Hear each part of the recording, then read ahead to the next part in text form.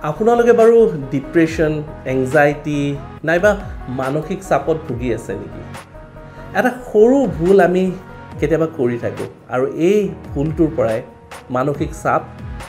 সৃষ্টি হয় প্ৰায় সময়ত দেখা যায় যে আমি কাৰোবাৰ ঘৰত গ'লে বা ক'ৰবাত গ'লে আমাক পানী যাচে আৰু সেই পানী গিলাচ আমি আধা খাওঁ আধা তাতে এৰি দিওঁ নাইবা কেতিয়াবা ৰেষ্টুৰেণ্টত গ'লে ক'ৰবাত গ'লে আমি পানীৰ বটল কিনো অলপমান পানী খাওঁ তাৰপিছত বাকিবোৰ পানী পেলাই দিওঁ বা নষ্ট কৰোঁ বা পানীখিনি এৰি থৈ আহোঁ বটলটো এৰি থৈ আহোঁ তেনে একেবাৰে নকৰিব কাৰণ পানী চন্দ্ৰৰ প্ৰতীক আৰু যেতিয়া আমি পানী অপচয় কৰিম বা নষ্ট কৰিম বা ৱেষ্টেজ কৰোঁ তেতিয়াহ'লে চন্দ্ৰ দুৰ্বল হয় আৰু চন্দ্ৰ দুৰ্বল হ'লে মানসিক চাপ বাঢ়িব ডিপ্ৰেশ্যন বাঢ়িব এংজাইটি আহিব সেয়েহে পানী একেবাৰে অপচয় নকৰিব পানী বটল ক্ৰয় কৰিলে বা কোনোবাই যদি পানী যাচে সম্পূৰ্ণৰূপে পানীখিনি আপোনালোকে যাতে ব্যৱহাৰ কৰে বা খায় তাৰ প্ৰতি লক্ষ্য ৰাখিব ধন্যবাদ